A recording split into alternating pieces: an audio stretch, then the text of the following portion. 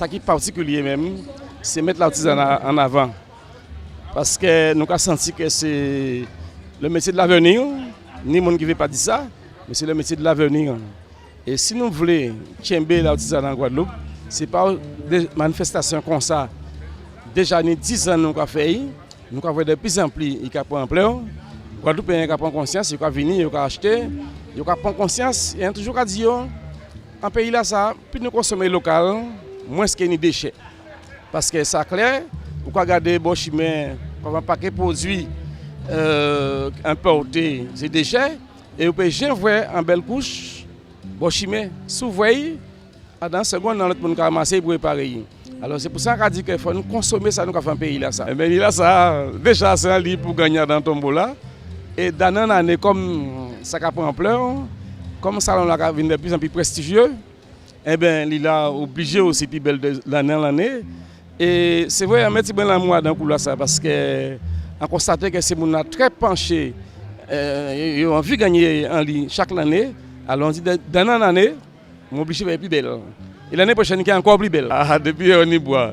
L'amour, moi, c'est ça. Depuis on y boit. C'est faut faire bien veille. On peut dormir, on peut pêcher quand il fait. Et faut faire sans vouloir faire veille. Nous pouvons quand même mettre l'artisanat en valeur. Premier but, il faut nous sérieux. Sérieux avec la famille, nos clients, nos Guadeloupéens, nous-mêmes, et nous même extérieur.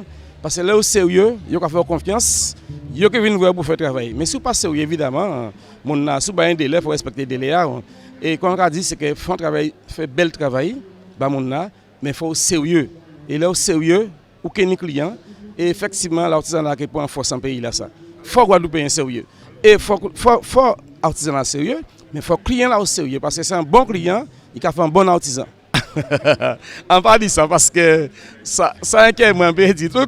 Je dis, si c'est un Guadeloupéen gagné, il méritait, eh bien tant pis.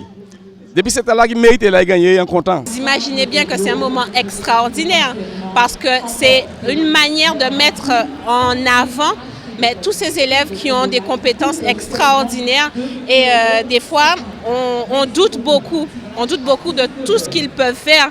Votre caméra, j'espère, va faire tout le tour de ce qu'ils ont réalisé et aujourd'hui, ils se retrouvent face à des professionnels, des artisans et ils concurrencent nos artisans. Alors ces élèves-là ne peuvent pas encore se mettre sur le marché du travail, ça c'est d'une évidence. Mais par contre, on peut dire aujourd'hui qu'on a une relève pour les métiers de la mode en tout cas. Les métiers de la mode et cette section qui est en plein essor au lycée professionnel du Charmois de Saint-Claude, la section métiers de la mode, vêtements flous. Et ces élèves qui sont en CAP, en terminale, ont eu comme projet cette année, comme thème, le recyclage rehaussé haut en couleur. Ils ont donc, venez mesdames, qu'est-ce que vous avez donc fait? Allez, ce sont 2 élèves de la terminale métier de la mode, vêtements flous, qui sont en CAP. Et elles ont donné au public hier, mais comment je dirais, ils ont sublimé en fin de compte le recyclage qu'elles ont fait comme des petites fourmis, avec un assemblage de plusieurs matières, des chutes de tissu que l'on avait. Et je leur laisse la parole de manière à ce qu'elles puissent prendre le relais et vous montrer qu'elles savent de quoi elles parlent. Moi, tout d'abord, j'ai réalisé un vêtement fait avec du patchwork et de la broderie. Voilà. Et en fait, mon vêtement, je voulais qu'il soit pas comme les autres. Donc, en fait, j'ai réalisé un corset. Le devant, c'était avec de la broderie et le reste, c'était avec du patchwork. Mon bas, c'était un pantalon. En même temps, il était short. D'un côté, pantalon et de l'autre, short. Et il y avait, voilà, la broderie me servait de jupe, en fait. Ça cachait un côté, là où il y avait le short, ça cachait. Et voilà. Pour ma part, j'ai fait une combinaison qui était faite en lycra. Donc c'est un tissu assez extensible. Et il y avait de la dentelle devant, il y avait une manche en dentelle. Et l'autre côté était en volant. Mon bas, oui, c'était un col en volant en fait. Et j'avais aussi une ceinture sur laquelle il y avait beaucoup de volants aussi. Mais c'était une ceinture, c'était pas une jupe comme beaucoup l'ont pensé. Qu'on a aujourd'hui ce qu'il faut pour former nos étudiants. Et je dirais qu'à du Charmois, au lycée professionnel du Charmois de Saint-Claude, en CAP métier de la mode vêtements flous, on a ce qu'il faut pour former nos élèves. Par contre, le souci, c'est qu'on n'a pas de poursuite d'études.